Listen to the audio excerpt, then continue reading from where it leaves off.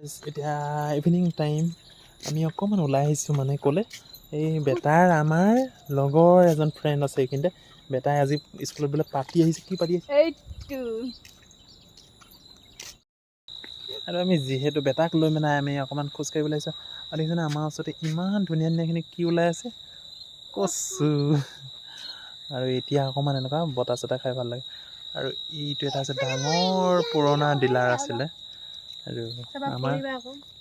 হেৰিয়ত খোজ কঢ়া আমাৰ জেগা হৈছে সেইটোৱে বেটা খৰকৈ নাযাবা কিবা কিবি আকৌ স্নেক ওলাই লৈ দৌৰ মাৰিব লাগিব উঠা মা সেইফালেদি মানুহ আহিব উঠা